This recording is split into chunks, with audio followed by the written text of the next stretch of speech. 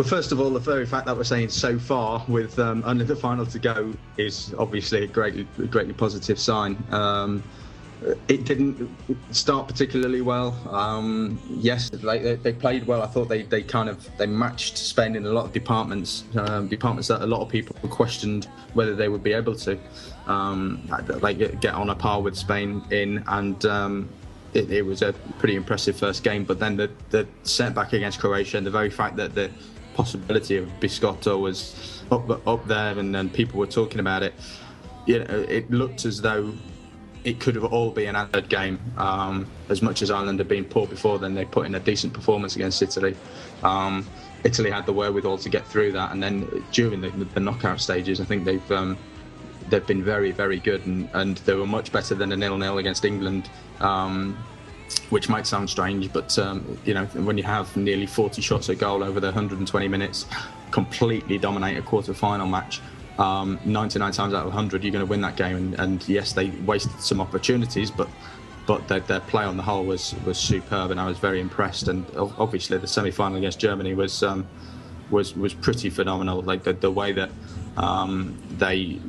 they absorbed some of that early pressure and really hit Germany in the areas in which they're weak. At fullback, Cassano drifting out to the left was always going to be difficult for Jerome Boateng to cover, and Hummels and Badstuber often get pulled all over the place, and Balotelli did that to maximum effect. And the way that they've set up, they've backed themselves, they've started quickly in games as they did during the qualifiers an awful lot. And Prandelli's got an awful lot right, and hats off to him and hats off to the team. Well, you can kind of exclude Pirlo in a way, in that Daniele De Rossi has done a magnificent job alongside him. And one thing I've always said about Pirlo is that he needs somebody to almost set a foundation for him, and for him to be in a position to play those superb balls through. He's not going to be able to win all the ball for himself in the first place. He was 25, 26, let alone now he's 33. So he needs that guy alongside him to regenerate possession, and he had it a long time for Milan and Italy with Gennaro Gattuso. He had it this season with Arturo Vidal, who is the real kind of engine workforce in the centre of the midfield, and Daniele De Rossi has done a magnificent job there during the finals so far. Obviously, he started off as a centre back, and Thiago Motta took up that role in the centre. But I think De Rossi has just done a superb job in the centre, and it's been a real rejuvenation for him. Really, obviously, 2006 when Italy won the World Cup, he obviously could celebrate it and did, but he on a personal level didn't have a great tournament because of the elbow on Brian McBride.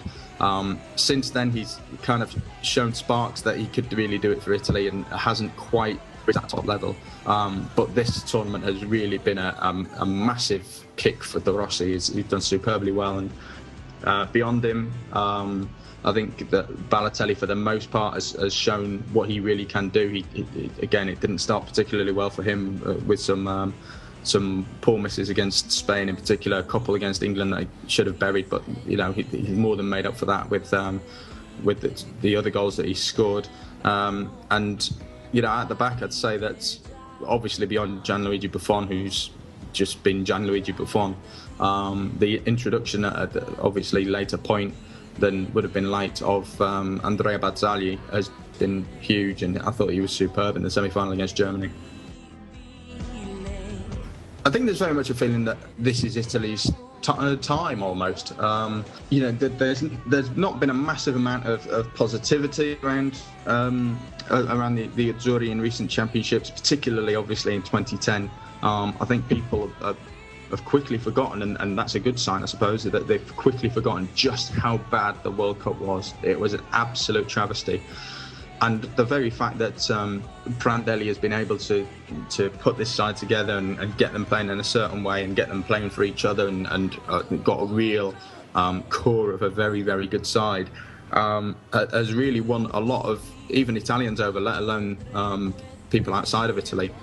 So now the very much the vibe that I'm getting from the Italians that I speak to is that they're more than capable of beating Spain. Having in Bari last year, having drawn with them in the first game and caused them some problems in Gdansk, they don't see any reason why they should be fearing Spain. And some of the Spanish performances in this tournament have just not been up to the level that they have been in recent competitions. Obviously, their magnificent style of football won them an awful lot of fans, but their kind of lack of end product, I suppose, has been singled out as a problem. And Italy, with their stern defence that Italians always have, the ability to set that base in the back four and work from there, that is going to be a huge positive for Italy. And with Pirlo on form, with De Rossi working hard alongside him, with Marchisio having that ability to add on to the basis of that midfield and help create something with the attack. Montolivo had his best game as a trequartista on Thursday night against Germany as well.